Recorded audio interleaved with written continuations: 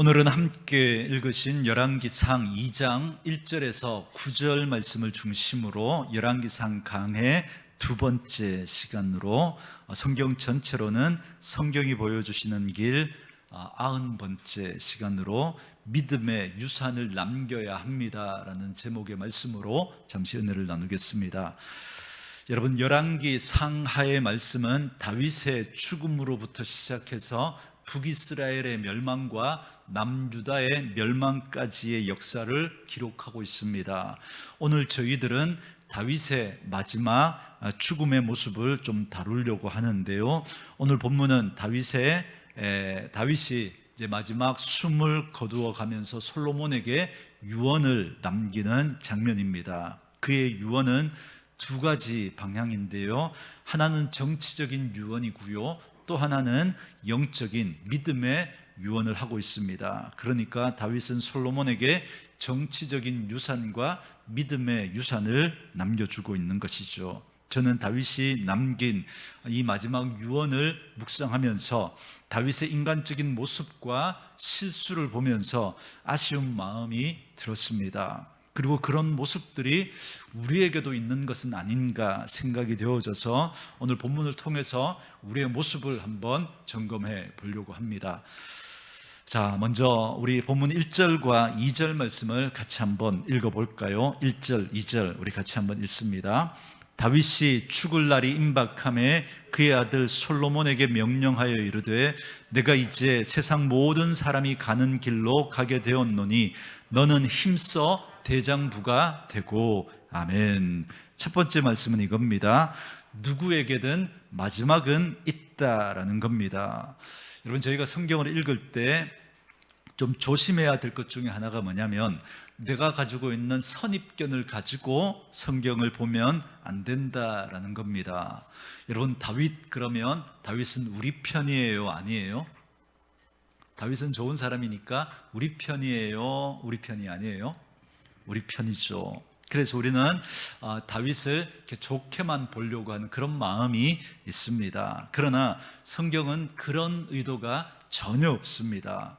하나님은 다윗의 인생을 통해서 그가 잘할 때도 있었고 잘못할 때도 있었지만 그의 모든 과정을 통해서 하나님께서 그를 어떻게 다루어 가시는지, 그리고 그걸 통해서 하나님은 어떤 분이신지, 그리고 우리는 그 하나님 앞에 어떤 태도와 자세를 가지고 살아가야 하는지, 그걸 우리에게 알려주고 싶어 하십니다. 그래서 저희 역시 인생을 살아갈 때 잘할 때도 있고 잘못할 때도 있겠지만 그때마다 우리는 어떤 태도와 자세를 가지고 살아가야 하는지를 다윗을 통해서 배워야 하고요. 다윗뿐만 아니라 다른 여러 성경의 인물들을 통해서도 우리가 그걸 볼 수 있어야 합니다. 그래서 오늘도 저희가 오늘 이 본문을 볼 때 그런 마음으로 다윗의 모습을 우리가 함께 살펴볼 텐데요. 그 전에 우리가 하나 주목할 게 있는데 그게 뭐냐면 오늘 다윗의 마지막 모습을 통해서 우리에게도 죽음이 있구나, 세상 모든 사람에게는 죽음이 있구나라고 하는 이 사실을 우리가 먼저 깨달아야 합니다. 그래서 1절에 보면 다윗이 죽을 날이 임박함에 이런 표현을 쓰고 있고요. 2절에도 보니까 다윗은 스스로 내가 이제 세상 모든 사람들이 가는 길로 가게 되었다 이렇게 말하죠. 세상 모든 사람들이 가는 길이 어디예요? 죽음이죠. 죽음. 그래서 우리가 제일 먼저 생각할 건 누구나 마지막 죽음의 순간이 있다라는 겁니다. 그러니 나에게도 분명히 죽음의 시간이 있지 않겠습니까? 이건 내가 어떤 상황, 어떤 형편을 살아가든지 간에 우리의 생각 밑바닥에 기본적으로 쫙 깔아놓고 우리는 살아가야 합니다. 나에게도 끝이 있겠구나, 나에게도 마지막 죽음의 시간이 있겠구나, 이 생각을 우리는 하며 살아가야 하는 것이죠. 여러분, 사무엘 상에서부터 사무엘 하까지 다윗의 그 인생을 우리가 살펴봤잖아요. 얼마나 파란만장한 인생을 살았습니까? 때로는 정말 우리들의 찬사를 받아 마땅한 다윗의 너무나 아름다운 모습을 우리가 보기도 했지만 때로는 우리의 눈살을 찌푸리게 하는 그런 모습을 보이기도 했단 말이죠. 그런 파란만장한 인생을 살았던 그 다윗에게도 마지막이 있었다라고 하는 걸 성경은 우리에게 말씀해 주고 있습니다. 여러분, 다윗이 한참 잘 나갈 때를 한번 생각해 보세요. 남쪽에 그 헤브론이라고 하는 그곳에서 33살에 왕이 됩니다. 그리고 7년 뒤에 이제 사울이 이렇게 영향력을 미치고 있었던 그 북쪽 이스라엘까지 다 통합해서 이게 통일 왕국의 이제 왕으로 이제 40세에 등극해서 정말 그가 하나님 앞에서 얼마나 나라를 힘있게 세워갔습니까? 주변의 여러 나라들을 정복하고 정말 힘있는 나라로, 강한 나라로 그렇게 나라를 세워갔을 때, 그럴 때 많은 사람들이 다윗을 칭송하고 다윗을 높이면서 정말 이 다윗의 시대가 계속되겠구나라고 생각했단 말이죠. 그러나 시간이 흘러 사무엘 하를 지나 열왕기 상에 오니까 그가 이제 모든 사람이 가는 길로 가게 되는 그의 마지막 모습을 우리에게 보여주고 있는 것이죠. 그래서 이런 다윗의 마지막을 보여주시면서 하나님이 우리들에게 던지시는 메시지는 이겁니다. 우리에게도 마지막이 있다라는 겁니다. 우리가 이 사실을 인정한다면, 그렇다면 이제 나는 지금부터 나에게 주어진 이 시간들, 나에게 남은 이 시간들을 나는 어떤 식으로 살아가야 할 것인가, 여기에 대해서 우리 한번 생각해 봐야 하지 않겠습니까? 왜냐하면 마지막이 있다라고 하는 건 여러분 이 세상이 전부가 아니라는 거거든요. 여러분 무신론자들, 그죠? 이 다음 세계가 있다라는 걸 인정하지 않는 사람들은 그냥 뭐 이 세상이 끝이니까 뭐 마음대로 살아가겠지만, 그러나 우리 예수 믿는 사람들은 여러분 우리가 이 땅에서의 삶이 그죠? 끝나지만 그걸로 끝이 아니라는 걸 우리는 믿는 사람들이잖아요. 그래서 이 땅에서의 이 삶의 페이지가 끝나고 나면 이제 이 땅에서의 삶의 그 이야기들, 그 책을 접고 이제 하늘나라에서 우리가 다음 페이지를 이제 써가야 하는 거예요. 그러니 여러분 우리가 마치 이 세상이 전부인 것처럼 그렇게 살면 안 되지 않겠습니까? 다음 삶, 하나님과 함께 살아갈 그 영원한 하나님의 나라가 있기에 우리는 이 땅에서의 삶을 소중히 여기고, 그리고 이 땅에서의 삶이 하늘나라에서 우리의 삶을 결정할 거니까 우리는 이 땅의 삶을 더 의미 있고 가치 있게 살아야 하는 것 아니겠습니까? 그래서 이걸 좀 더 확대해서 적용하면 제가 담임 목사로 있는 이 자리가 전부가 아니라는 거예요. 이제 내려와서 그죠? 또 다음 사람들이 세워져야 하고, 나는 하나님 앞에서 내가 했던 이 사역에 대하여서 평가받게 될 그날이 있지 않겠습니까? 그러니 우리는 함부로 살아갈 수 없는 거예요. 남들보다 더 많은 힘과 권력을 가지고 있는 그 시간이 전부가 아니라는 거예요. 여기가 전부가 아니라 하늘이 있음을 기억하는 지혜가 우리에게 필요합니다. 그래서 우리는 앞서가는 사람이나 뒤서가는 사람이나 권력이 있는 사람이나 없는 사람이나 돈이 있는 사람이나 없는 사람이나 이 땅에서 어떤 삶을 살아갔던 사람들이라도 결국에 그 마지막이 있다라고 한 이 사실을 기억하고 그 다음의 삶, 그 하늘의 삶을 기억하며 살아가야 한다라는 것이죠. 여러분, 그렇다면 하늘을 기억하며 사는 사람들은 이 땅을 어떻게 살아갈까요? 이 땅의 삶이 다가 아니고 우리는 하늘이 있다는 걸 기억하고 살아가잖아요. 그렇다면 우리에게 주어진 이 땅의 삶을 우리는 어떻게 살아갈까요? 오늘 지금 이곳에서의 삶이 너무너무 중요한 거예요. 왜요? 이 땅에서의 삶이 다음 하늘의 삶을 결정할 거니까. 여러분, 저와 여러분의 인생이 한 달밖에 남지 않았다면 여러분은 그 남은 한 달을 어떻게 사시겠습니까? 부부싸움 하면서 사시겠습니까? 안 하며 사시겠습니까? 한 달밖에 안 남았다면 굳이 왜 싸우겠어요? 그죠? 여러분, 남을 미워하면서 사시겠습니까? 용서하시며 사시겠습니까? 한 달밖에 안 남았다면 웬만하면 여러분 용서할 수 있지 않겠습니까? 그죠? 여러분, 사소한 것에 막 목을 매며 사시겠습니까? 아니면 그냥 그 사소한 거 웃고 넘어가시겠습니까? 한 달밖에 남지 않았다면. 여러분, 반대로도 마찬가지죠. 여러분, 아내나 남편 혹은 사랑하는 사람이 여러분 남은 인생이 한 달밖에 안 남았다라고 한다면 여러분 그분을 어떻게 대하시겠습니까? 만약에 제 인생이 한 달밖에 안 남았다고 한다면 여러분들은 저를 어떻게 대하시겠습니까? 만약에 제가 일주일밖에 안 남았어요. 그 일주일밖에 안 남은 게 여러분 갈봐서 뭐 하겠습니까? 그죠? 웬만하면 참아주고, 그죠? 품어주고 잘해주지 않겠습니까? 여러분 그 일주일을 한 달로, 그 한 달을 1년으로, 그 1년을 10년으로, 그리고 그 10년을 우리의 남은 마지막 그 시간들로 생각하고 우리가 살아간다면 우리는 우리의 삶의 태도와 자세는 달라지지 않겠습니까? 여러분, 지금 현재를 소중하게 하라는 게 뭘까요? 지금의 것으로 하늘을 준비하는 거예요. 아직 하늘이 준비되어져 있지 않다고 한다면 저를 우리가 사랑하는 온누리교회 식구들은 하늘을 준비하며 살아가시는 분들 될 수 있기를 주님의 이름으로 축원합니다. 여러분, 우리가 하늘을 잊어버리고 살잖아요. 그러면 이 땅에서 여러분 못할 게 없어요. 그래서 하늘이 없으면, 우리 다음 생애가 없으면 하지 못할 일 뭐가 있겠습니까? 내 하고 싶은 거 다 하고, 나쁜 짓이라도 사람들에게 들키지 않으면 다 할 수 있지 않겠습니까? 그리고 또 다른 사람, 잘 나가는 사람 보면 막 부럽지 않겠습니까? 힘 있는 사람, 많이 가진 사람, 앞서가는 사람, 똑똑한 사람, 잘생긴 사람, 여러분 너무너무 부럽지 않겠습니까? 왜요? 이 땅이 전부니까. 나도 이 땅 살면서 한번 그렇게 살아봐야 하지 않겠습니까? 여러분, 그런데 우리가 하늘을 생각하잖아요. 이 땅의 삶이 전부가 아니니까. 이 땅의 삶이 전부가 아니니까.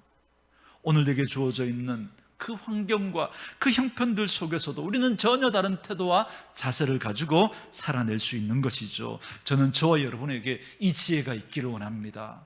여러분, 우리는 이 땅이 끝이 아닌 거예요. 만약에 이 땅이 끝이라면 사도 바울이 이야기했던 것처럼 우리는 가장 미련하고 어리석은 거예요.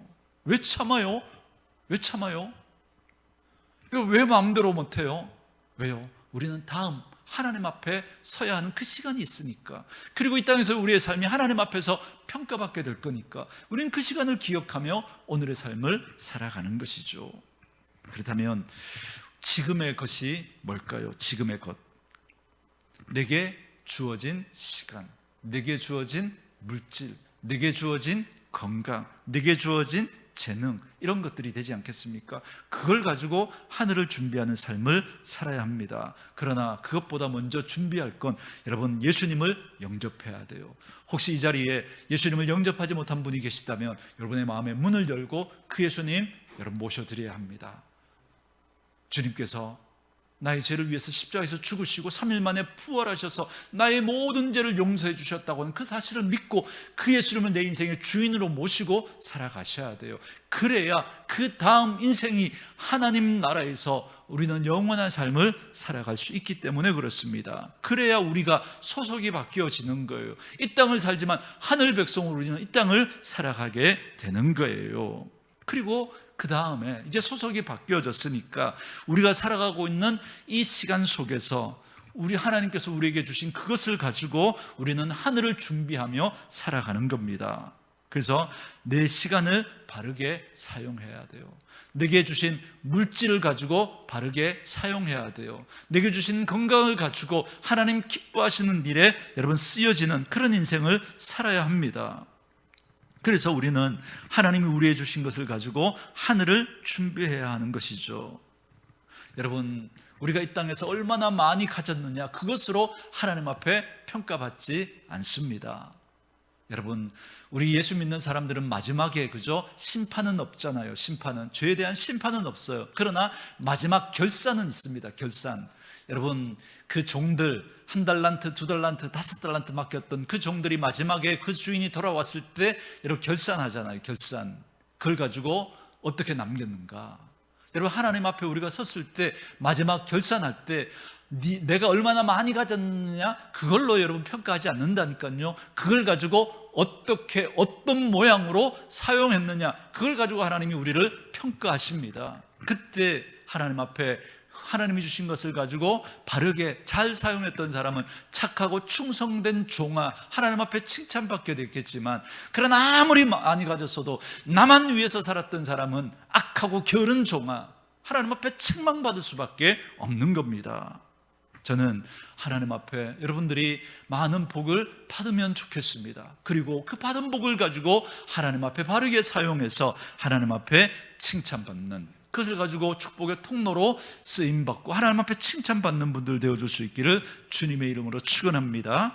여러분, 참 희한한 건 뭐냐면요, 내게 아닌데 여러분 막 이렇게 뭔가 이렇게 좋은 걸 나누어 주잖아요. 뭔가 좋은 소식을 나누어 주잖아요. 그러면 여러분, 그걸 받는 사람은 그 사람에 대한 좋은 마음을 가질까요? 미운 마음을 가질까요?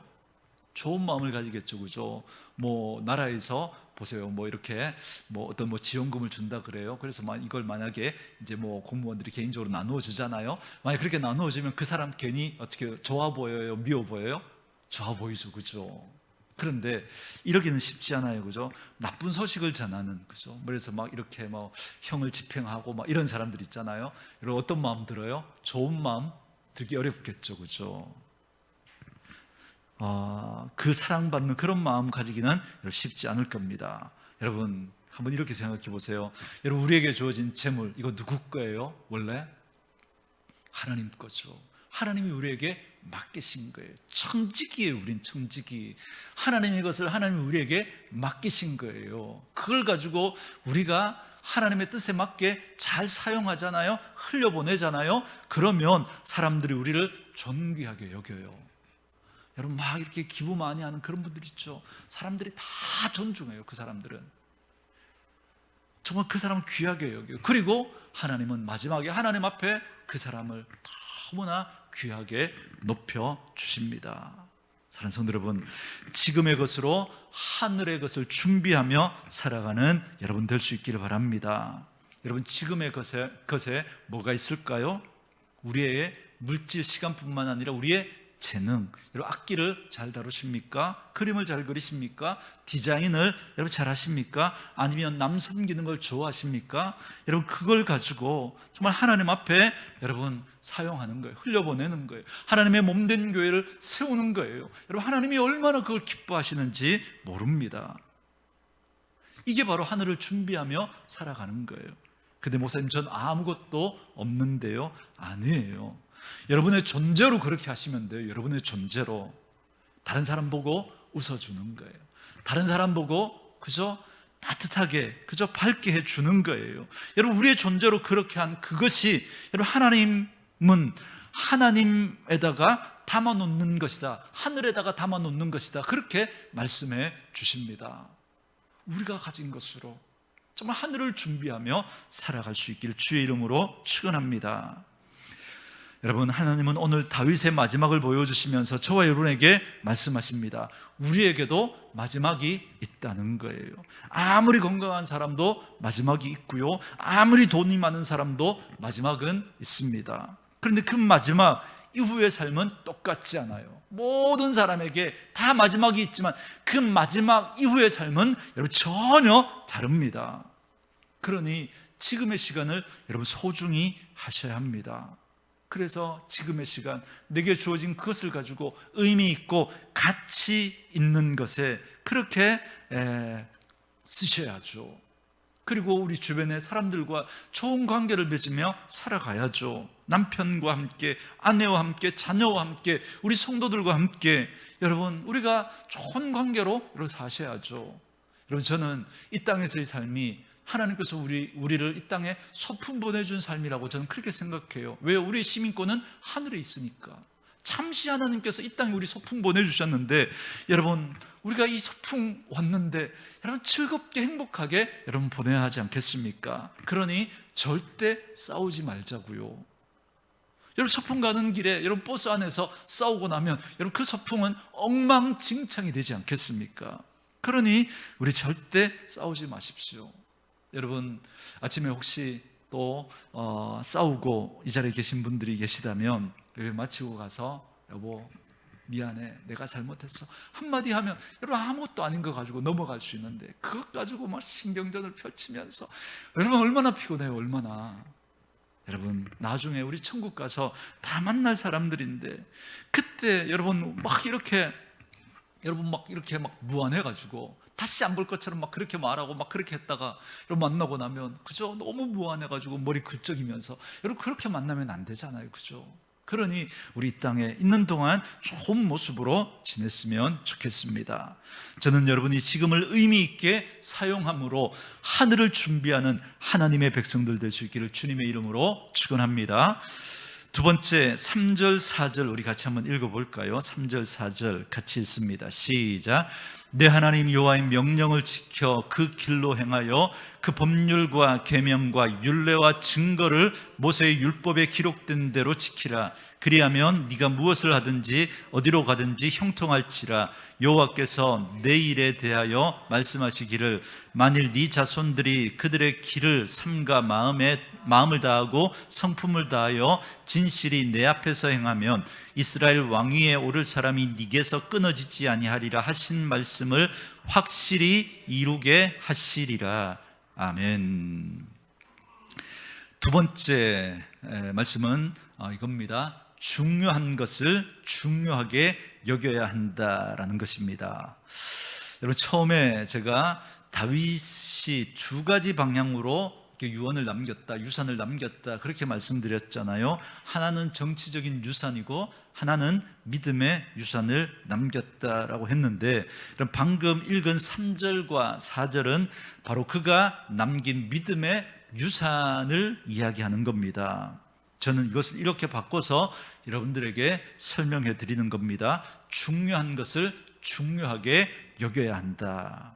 제가 왜 이렇게 설명을 드리느냐면, 여러분 다윗의 유언이 3절부터 9절까지가 유언입니다. 지금 그런데 다윗이 솔로몬에게 영적인 믿음의 유산을 남기고 있는 말씀은 3절과 4절 말씀이에요. 여러분 그 말씀의 핵심이 뭐냐면 하나님의 말씀에 순종해라, 이렇게 여러분 요약할 수 있습니다. 근데 여러분 5절부터 9절까지는 무슨 얘기냐면 아무개 그냥 내버려 두지 마, 복수해. 그리고 아무개 그냥 내버려 두지 마, 복수해. 그리고 내게 잘해준 사람 잘해줘, 이야기하고 있는 거예요. 그러니까 분량으로 따지면 여러분 어디가 더 많아요? 앞이 많아요? 뒤가 많아요? 뒤가 많죠. 그죠? 여러분 보세요. 다윗이 말을 안 한 게 아니에요. 말은 했어요. 솔로몬에게 하나님의 말씀에 순종해야 된다라고 말은 했어요. 믿음의 유산을 남겨준 거잖아요. 그런데 다윗에게는 어느 쪽에 포션이 더 많아요? 앞쪽에 더 많아요? 뒤쪽에 더 많아요? 뒤쪽이 더 많죠. 여러분 이거 우리랑 너무 비슷하지 않습니까? 여러분 우리도 자녀들에게 말은 하잖아요. 그죠? 너 예배 생활 잘 해야 돼. 하나님 잘 믿어야 돼. 말은 안 한 거 아니죠. 말은 했어요. 너 하나님 앞에서 바르게 믿음으로 살아가야 돼. 말을 안 한 건 아니에요. 혹시 안 하신 분 계십니까? 하셔야 됩니다. 하셔야 돼요. 그러면 말은 일단 하셔야 돼요. 근데 더 중요한 게 뭐냐면, 저는 오늘 본문을 묵상하면서 이런 마음이 들었어요. 다윗이 죽어가면서 왕권을 이어받을 솔로몬에게 하나님의 말씀을 잘 들어야 된다라고 말은 해주고 있구나. 그런데 그 말을 하면서도 그의 본심에 깔려있는 큰 비중은 다른 데 있고, 그는 그렇게 말은 하면서도 중요한 걸 중요하게 여기지 않고 있구나, 이 마음이 들었어요. 말은 하고 있지만 정말 그 믿음의 유산, 정말 중요한 걸 이야기하면서도 정말 중요하게 여기지 않고 있구나, 이 마음이 들었습니다. 그냥 당연히 해야 될 말이니까 하고 있는 거예요. 사실은 그 말과 다른 이야기를 지금 다윗은 하고 있는 거예요. 말은 그렇게 했지만 이게 느껴지는 거예요. 어찌 보면 지금 우리들이 그런지도 몰라요. 지금 우리들이 당연히 우리들은 지금 너무나 중요한 걸 너무나 당연하게 여기면서 살아가고 있는 그 함정에 빠져 있는지도 몰라요. 여러분, 저는 정말 중요한 걸 중요하게 여기고 있는지 우리 스스로 한번 물어보셨으면 좋겠습니다. 언제부턴가 교회가, 하나님이 피로 값주고 사신 이 교회가 너무너무 소중하잖아요. 언제부턴가 이 교회가 너무 당연한 거예요. 언제부턴가 성도들이, 언제부턴가 일꾼들이, 언제부턴가 하나님의 나라를 섬겨가고 교회를 섬겨가고 하나님 앞에 살아가면서도 이 중요하고 소중한 이 일들이 너무 당연시 되어져 버리는 그런 모습들이 우리에게 없는가 한번 생각해 보셔야 합니다. 예배가 당연해요. 예배가 당연하니까 충격으로 다가오지가 않는 거예요.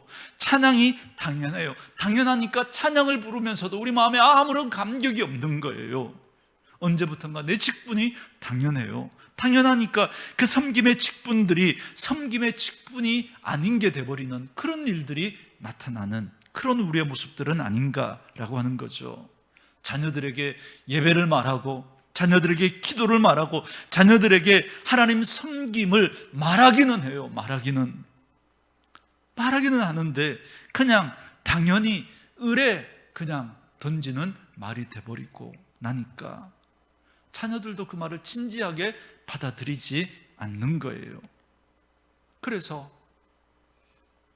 예배에 대해서, 교회에 대해서, 우리의 믿음의 삶에 대해서 너무나 우리가 함부로 하고 있는 것은 아닌가라고 하는 거죠. 여러분, 질문할 테니까 여러분 대답해 주세요. 여러분, 예배가 중요해요? 안 중요해요? 당연히 중요하죠. 자, 그렇게 대답은 해주셨는데 여러분, 정말 예배를 중요하게, 소중하게 여기면서 살아가세요? 여러분, 왜 이렇게 자신이 없어요? 자, 중요하다고 하셨잖아요. 중요한데 정말 그 예배가 정말 중요하게 여기며 여러분 그렇게 살아가고 계세요? 네, 자신이 없으시죠, 그죠? 그래도 대답하신 분들을 위해서 자, 여러분, 예배가 정말 소중하다고 여러분 그렇게 대답은 하셨는데 여러분, 왜 너무 그렇게 쉽게 지각하세요? 왜 그렇게 쉽게 예배에 빠지세요?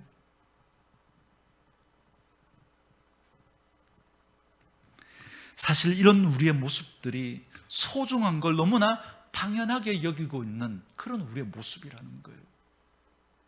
여러분, 우리 신앙의 선배들은요, 정말 주일을 지키고 싶어도 마음대로 지킬 수 없는 그 안타까움에 정말 목숨 걸고 정말 예배를 드리고 그렇게 소중히 여겼거든요. 그런데 언제부턴가 우리가 너무나 좋은 환경에서 정말 여러분의 그런 그 형편들에 따라서 시간까지도 저희 작은 교회이지만 일부 예배 나눠가면서 여러분이 예배 드릴 수 있도록 그렇게 편의를 제공하고 어떻게든 예배를 그렇게 할 수 있도록 많은 부분들을 제공하지만 언제부턴가 우리는 너무나 예배를 소홀히 해버리는 그런 우리의 모습은 아닌가라고 하는 거죠. 너무나 당연히 여기는 거예요. 당연히. 저는 오늘 이 다윗의 이 말이 잘못됐다는 게 아니라 그렇게 말해줘야 돼요. 그러나 그 말의 비중이 가지고 있는 의미가 솔로몬에게는 어떻게 들려졌을까라고 하는 것 때문에 이 질문을 여러분에게 던지는 겁니다. 여기에 대해서 세 번째 꼭지에서 제가 좀 더 다루도록 하겠습니다. 여러분, 우리 자녀들에게 영적인 유산을 남겨준다라는 게 뭘까요? 우리 말은 다 하잖아요. 너네 예수 잘 믿고 살아야 돼. 교회 생활 잘 해야 돼. 영적인 질서를 지켜야 돼. 교회 앞에서 바른 믿음의 태도를 가지고 살아가야 돼. 하나님의 몸된 교회를 세우는 사람으로 살아가야 돼. 우리 말은 그렇게 하잖아요. 근데 우리 이거 한번 점검해 보자는 거예요. 여러분은 그렇게 하고 계신가요? 말은 그렇게 하지만 여러분은 정말 그렇게 살아가고 계신가요? 여러분은 정말 그렇게 교회를 사랑하십니까? 여러분은 정말 그렇게 교회를 세워가고 계십니까? 여러분은 교회의 크고 작은 그 일들이 정말 마음이 아파서 그것 때문에 하나님 앞에 기도하고 중보하고 계십니까? 여러분들은 교회의 그 굳은 일에 참여해서 하나님 나라를 세워가는데 그렇게 마음 쓰고 계십니까? 여러분은 여러분의 일상에서 아내를 대할 때, 남편을 대할 때, 자녀를 대할 때 예수 믿는 사람답게 그렇게 대하고 계십니까? 우리 말은 다 하잖아요. 말은 하는데 우리의 삶으로 그 바른 유산을 남겨주지 못하게 되면 여러분은 여러분의 그 열매를 먹게 될 거예요. 여러분의 자녀들이 언제부턴가 교회에 나오지 않게 될 거예요. 여러분의 자녀들이 언제부턴가 교회로부터 멀어지게 될 거예요. 여러분, 신앙의 유산은 결코 말로 전해지지 않습니다. 말은 그렇게 하면서도 너무나 당연히 해버리고 중요한 것을 중요하게 여기지 않는 그 모습은, 여러분, 우리가 중요하게 여기지 않는 그 모습을 우리 자녀들이 보는 거예요. 그걸 보고 믿음 생활 저렇게 해도 되겠구나 생각하는 거죠. 더 심하면 저 모습 속에 하나님은 없어 라고 되는 거죠. 여러분, 오늘 이 말씀을 여러분 무겁게 한번 받아들이시기 바랍니다. 오늘 내 모습은 어떠한가? 나는 정말 중요한 것을 중요하게 여기면서 우리 자녀들에게 믿음의 유산을 물려주고 있는가? 저는 여러분들을 축복합니다. 여러분의 자녀들에게 기도하는 모습을 보여주십시오. 여러분의 자녀들에게 하나님 나라를 어떻게 세워가는지, 그리고 그 일에 우리가 어떻게 헌신하고 있는지, 그리고 어떻게 몸부림치고 있는지, 여러분 그 모습을 보여주십시오. 여러분 실수할 수 있습니다. 넘어질 수 있습니다. 그러나 그것 때문에 아파하고 정말 그것 때문에 정말 눈물 흘려 하나님 앞에 회개하는 그 모습을 여러분 자녀들에게 보여주셔야 됩니다. 어떻게 다른 사람들을 품을 수 있는지 정말 몸부림치는 그 모습을 여러분 자녀들에게 보여주셔야 됩니다. 그 모습을 통해서, 여러분들의 그 모습을 통해서 자녀들이 여러분의 모습 속에서 하나님을 보게 되는 거예요. 믿음의 유산을 물려받게 되는 거예요. 그 부모가 너희는 하나님의 말씀을 따라야 한다라고 말할 때 자녀들은 말이 아니라 아버지의 그 모습을 통해서, 어머님의 그 모습을 통해서 그 믿음의 유산을 물려받게 되는 거죠. 그 모습으로 하나님을 섬겨가게 되는 거죠. 저는 저와 여러분들이 그런 분들 되어줄 수 있기를 주의 이름으로 축원합니다. 마지막 세 번째는 이겁니다. 여러분, 이제 5절부터 9절까지 우리 같이 한번 읽어볼까요? 5절부터 9절까지 읽습니다. 시작. 수르야의 아들 요압이 내게 행한 일, 곧 이스라엘 군대의 두 사령관 넬의 아들 아브넬과 예델의 아들 아마사에게 행한 일을 네가 알거니와 그가 그들을 죽여 태평시대에 전쟁의 피를 흘리고 전쟁의 피를 자기의 허리에 띤 띠와 발에 신은 신에 묻혔으니 네 지혜대로 행하여 그의 백발이 평안히 수월에 내려가지 못하게 하라.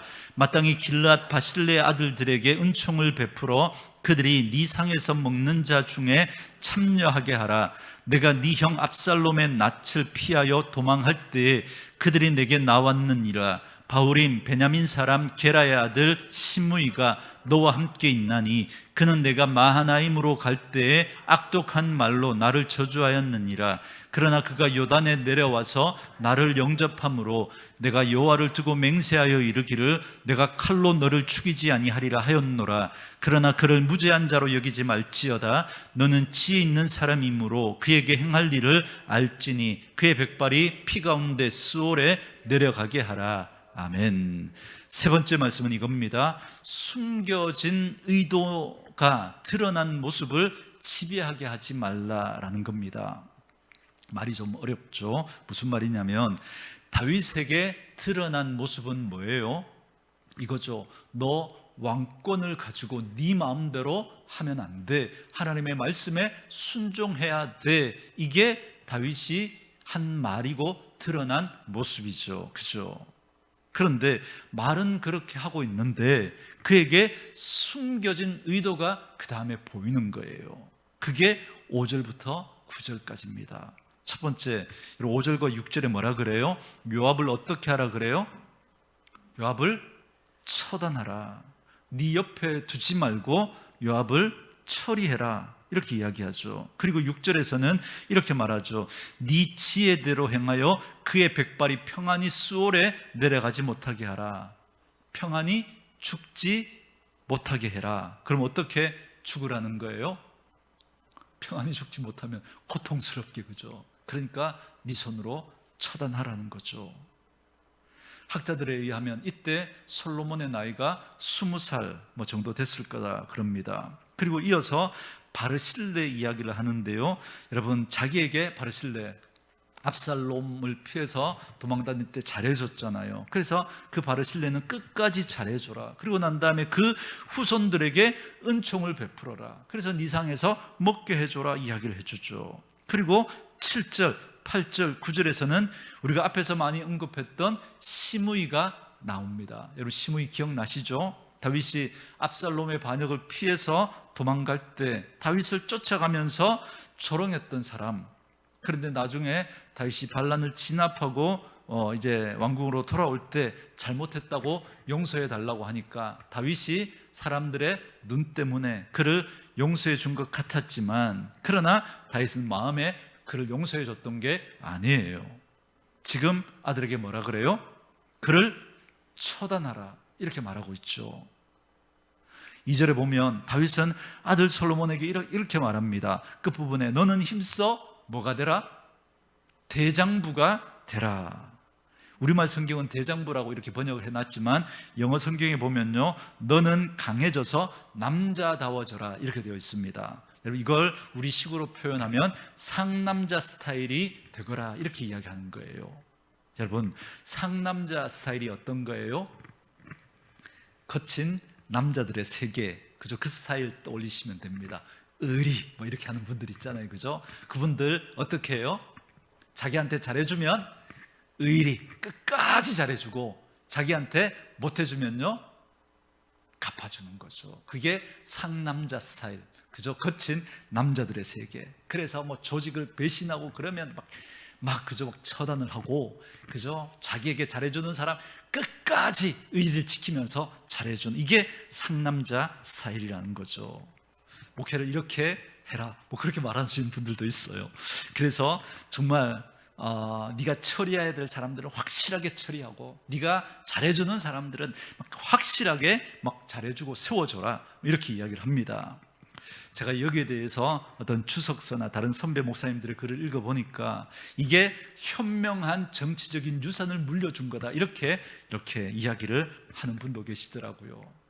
이게 현명하다는 거예요, 정치적으로. 그래서 잘해주는 사람들은 잘해주고 이렇게 세워주고, 그죠? 이렇게 아닌 사람들은 철저하게, 그죠? 배제하고 이렇게 하면서 하라는 거죠. 근데 제겐 조금 다르게 보이는 거예요. 왜냐하면 이렇게 말하고 났더니 그 다음부터 죽음의 이야기가 계속되는 거예요. 여러분, 솔로몬의 통치 시작부터 죽음의 이야기가 나옵니다. 아도니아가 죽고요, 요압이 죽고요, 시므이가 죽습니다.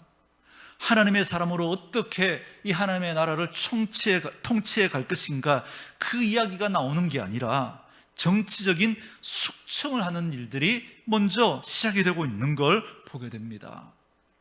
제가 이게 느껴졌어요. 다윗은 좋은 마음으로, 그 아들을 위하는 마음이니까 아마 좋은 마음으로 이야기했겠죠.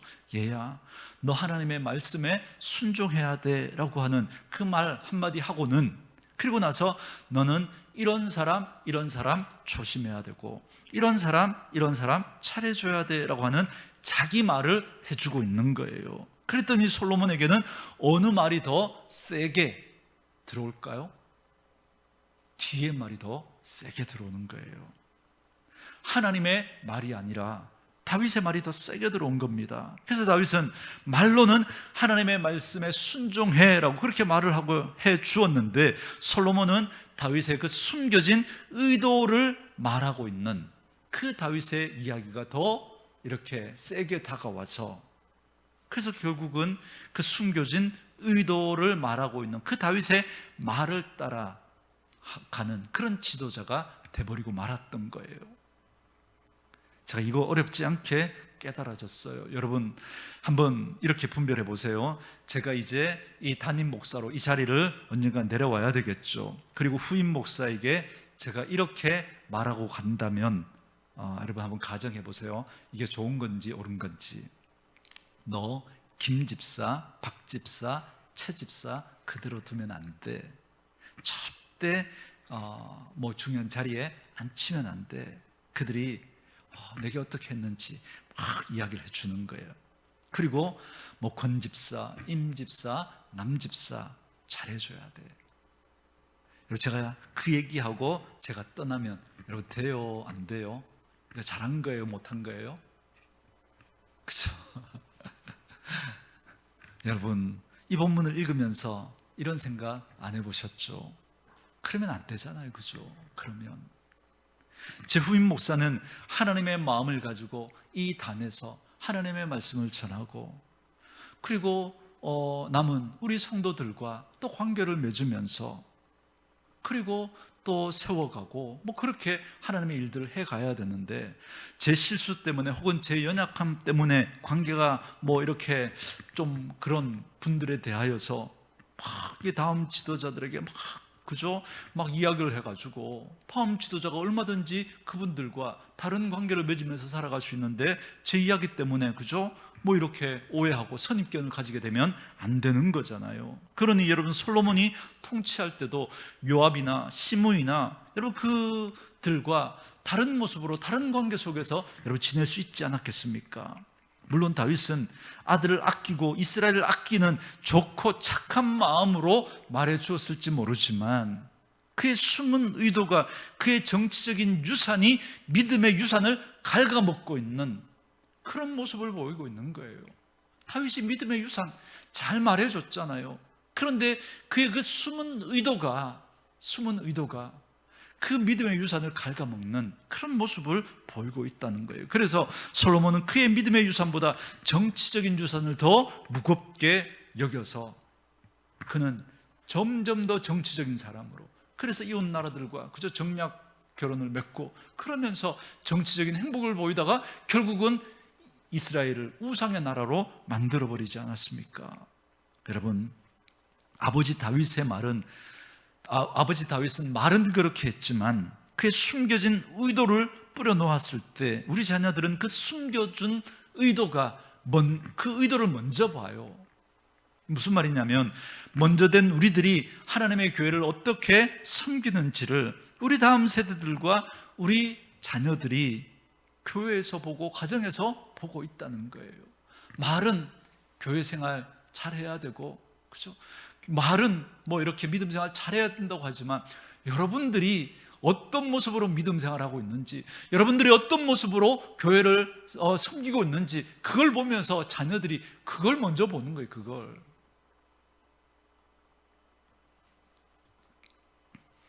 너희들은 믿음으로 살아야 돼. 말씀대로 살아야 돼. 근데 우리의 숨겨져 있는 의도가 있는 거예요. 믿음으로 사는 것보다 돈이 더 중요해. 믿음으로 사는 것보다 권력이 더 중요해. 그걸 우리는 우리의 삶으로 그 자녀들에게 보이고 있는 거예요. 고3 됐으니까 교회 좀 안 나더라도 열심히 공부하면 나중에 대학 가서 더 열심히 신앙생활하면 되죠. 여러분, 그게 자녀들에게 지금 뭘 가르치고 있는 거예요? 공부가 더 중요해. 그거 가르치고 있는 거예요. 주일 함부로 지키지 않는 그 모습을 통해서, 주일은 그냥 급하면 빠져도 되는 거구나, 자녀들에게 그걸 보여주는 거예요.